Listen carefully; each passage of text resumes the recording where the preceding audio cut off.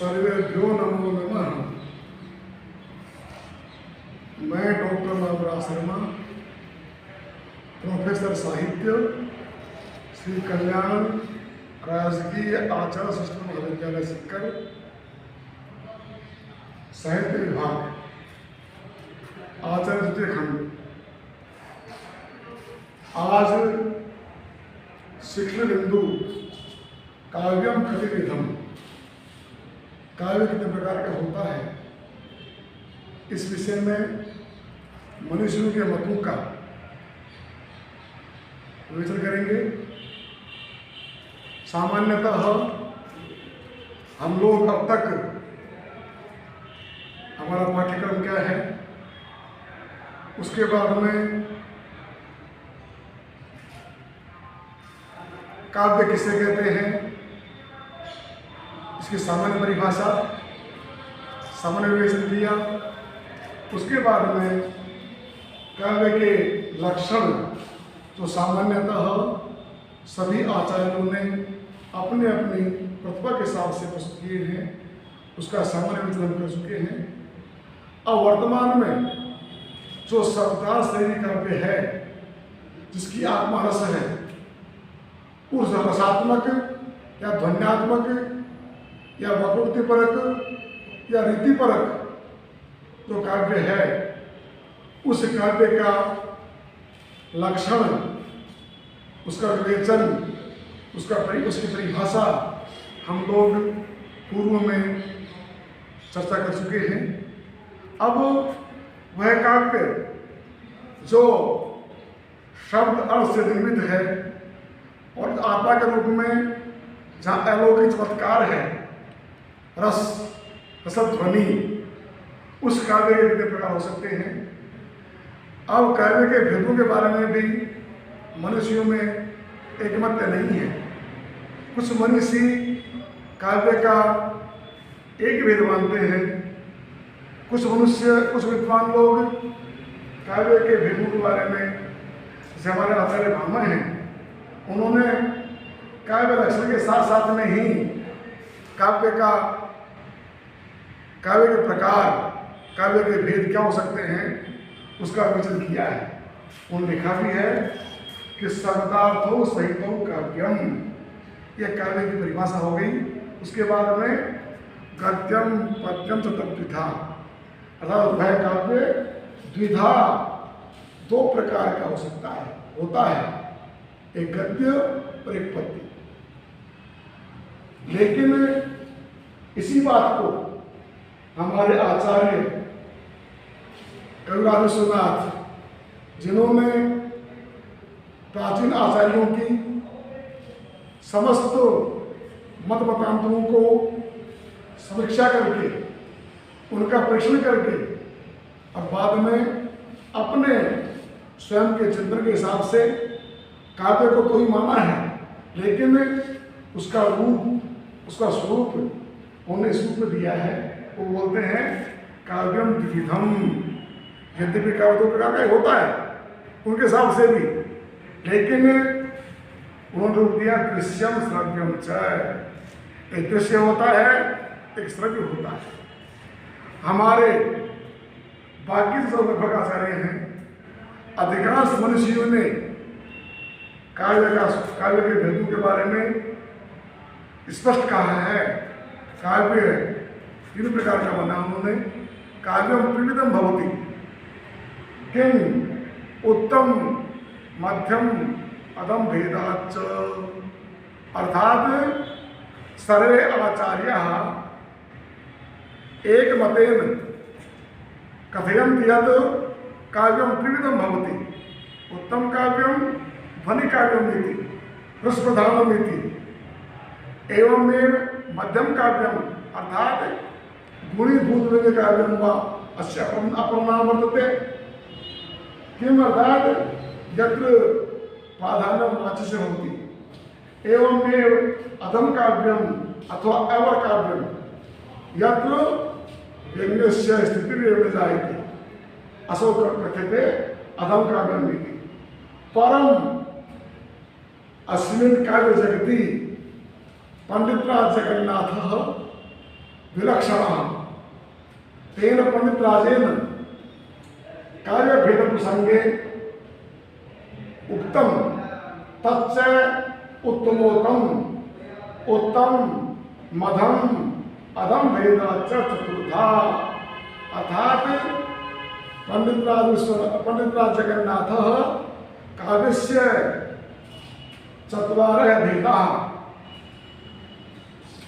प्रतिपादितवान्। ते कथयन्ति यत् उत्तमोत्तम काव्यं भवति, तत्पश्चात् उत्तम काव्यं भवति, तत्पश्चात् मध्यम काव्यं भवति, तत्पश्चात् अधम काव्यम् अवर काव्यं भवति। इत्थं प्रकारेण विलक्षण रूपेण पंडितराजेन तस्य काव्यस्य चत्वारः भेदाः प्रतिपादितवन्तः। इत्थम् सामान्यतः काव्यं कविकर्म काव्यं मुख्यतः अध्ययनेन पठनेन तस्मिन् सर्वे जानन्ति यत् काव्यं दृश्यं भवति श्रव्यं च भवति। दृश्यं श्रव्यं किम् अत्रैव गद्यपद्यस्य समष्टिः भवति। अर्थात् दृश्यं किं भवति? दृश्यम् अत्र दृश् धातु यत् प्रत्ययः, श्रव्यम् अत्र श्रु धातु यत् प्रत्ययः। इत्थं तस्य निर्वचनं भवति। दृश्यं द्रष्टुं योग्यं दृश्यम्, अर्थात देखने योग्य। जहाँ हम क्या करते हैं, दोनों बात होती है, देखते भी हैं और सुनते भी हैं। वो दृश्य का कहलाता है। श्रव्यम श्रोतुम योग्यम श्रव्यम, अर्थात हम लोग सुन सकते हैं, देख नहीं सकते।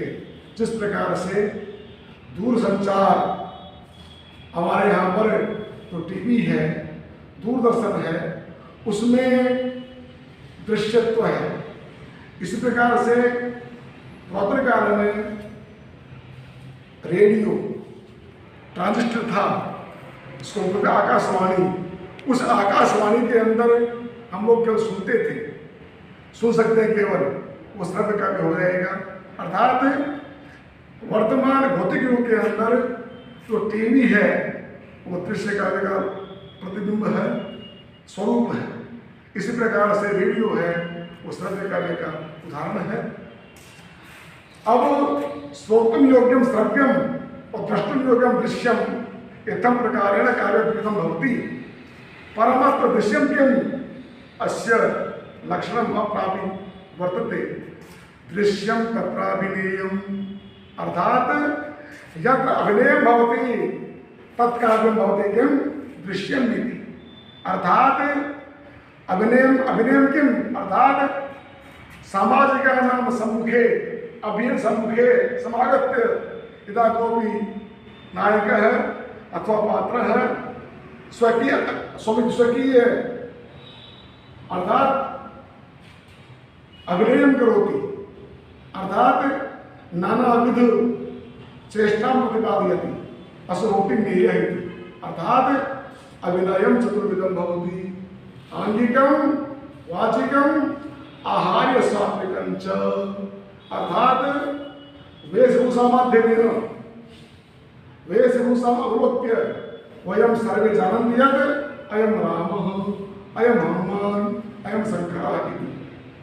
एवमेव संवाद माध्यमेन डायलॉग, अर्थात स्वकीय वचनोव्यक्ति माध्यमेन अपि तस्य अभिनयस्य रोचकत्वं भवति। एवमेव हावभाव माध्यमेन, एवमेव अंगप्रक्षालनेन, अर्थात आंगिक क्रिया माध्यमेन, वाचिक क्रिया माध्यमेन, वेशभूषा माध्यमेन, एवमेव हाव भाव सात्विक चिंतनेन वा अभिनयं चतुर्विधं भवति। यदा एतत् चतुर्विधम् अभिनयं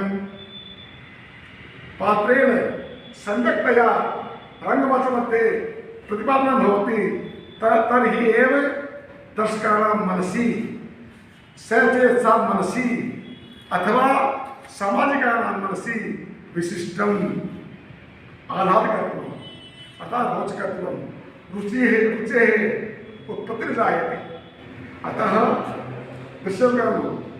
दृश्यकाव्यस्य नाम नाट्यं भवति, रूपकं कथ्यते। नाट्यं किम् अर्थात् अवस्थानुरूपेण नाट्यम्, अर्थात् यथा भगवान राम त्रेता युगे एवं भगवान श्री कृष्ण द्वापर युगे संजातः, परम अस्मिन् कलियुगे अपि रामायण धारावाहिक मध्ये अथवा रामलीलायां अथवा रासलीलायां सर्वत्र महाभारते वा श्रीकृष्णस्य अपि पात्रं भवति, रामस्य पात्रं भवति। और असौ पात्र किं करोति यत् अर्थात् तद्वत् यद्यपि वर्तमानकाले मानवस्य तादृशी स्थितिः भवति, तथापि चतुर्मुखं ब्रह्मा दशाननम् अर्थात् दशानन रावण वर्तते। इत्थं प्रकारेण तस्य तद्वदेव दर्शनम् अत्र कारयति सूत्रधारः संयोजकः इत्थं वर्तते। एवमेव तत्पश्चात् रूपकं किम् अर्थात् अत्र रूपक विषये कथ्यते यत् अवतात् तद् रूपं तस्य नायकस्य रूपं स्वकीय शरीरे धारणं विधाय असौ पात्रः तत्र समागत्य स्वकीय चिन्तनं स्वकीय क्रियाकलापं निष्पादयति। इत्थम् आह। तत्पश्चात् रूपकस्य भेदः, रूपकमपि सामान्यतः वस्तु नेता रसमाध्यमेन तस्य रूपकस्य तस्य भेदः भवन्ति। अर्थात् वस्तु किं वस्तुतः कथा वस्तु इतिवृत्त कथा कहानी स्टोरी इति निगद्यते। इतिवृत्तो कतिविधं सामान्यतः प्रख्यात उत्पाद्य मिश्रभेदात् कथा वस्तु त्रिविधं भवति। ऐतिहासिकं भवति प्रख्यात प्रसिद्धम् इति, कविकल्पितं वर्तते उत्पाद्य इति, किञ्चित् ऐतिहासिकं किञ्चित् च काल्पनिकम् इति भवति मिश्रम् इति। तत्पश्चात् वस्तु नेता अर्थात् नायकं विना दृश्यकाव्यस्य किमपि औचित्यं नास्ति। नायकः नेता अभिनेता तस्य रूपकस्य प्रमुखपात्रः नायको भवति। नायकः सामान्यतः चतुर्विधं भवति। धीरोदात्तः यथा रामः, श्रीकृष्णः, अर्जुनः, दुष्यन्तः इत्थम्। एवमेव धीरोद्धतः, धीर प्रशान्तः, धीरललितश्च। धीरललितः भवति किम् अर्थात् यद्यपि सर्वे नायकाः धीराः, परं तत्र उदात्तः, उद्धतः, ललितः, प्रशान्तः इति विशिष्ट इति प्रत्येक विशिष्ट वैशिष्ट्य भवति। जो नायक ललितकलायाम् अर्थात् श्रृंगार प्रसादनादि विषये लिप्तो भवति, असौ कथ्यते किं धीरललितः। यथा रत्नावली नाटिकायाः नायकः वर्तते उदयन इति। एवमेव जो नायक ललितकला में अर्थात केवल ऐश आराम में, प्रसादन में, खाने पीने में, श्रृंगार में, नाट्य में मस्त रहता है, उस नायक को कहते हैं लोग धीर ललित। जिस प्रकार से उदयन, इसी प्रकार से वृषकटि का नायक चारुदत्त ये धीर प्रशांत है। और एक होता धीरोदत्त अर्थात धीर तो है लेकिन अधिक समय तक धैर्य रह करके और बाद में शुद्धता हो जाती है। जैसे हम लोग कह सकते हैं भीम, दुर्योधन आदि। नायक मुख्य हो गए चार प्रकार के। उसके बाद सहनायक होता है सहायता करने वाला। एक होता है प्रतिनायक है खलनायक। जिस प्रकार से राम नायक हैं, लक्ष्मण, हनुमान जी, सुग्रीव आदि सहनायक हैं, लेकिन रावण, कुंभकर्ण आदि ये खलनायक हो जाएंगे। ये नायक इसी प्रकार से नायिका होती है काव्य के अंदर। दृश्य काव्य में मुख्यतः उसमें स्वकीय, परकीय और गणिका ये दृश्य काव्य जाता है। दृश्य काव्य हम लोग और फिर अतः कथा वस्तु के आधार पर, नायक के आधार पर और उसके आधार पर रूपक को हम 10 जगह बांटते हैं।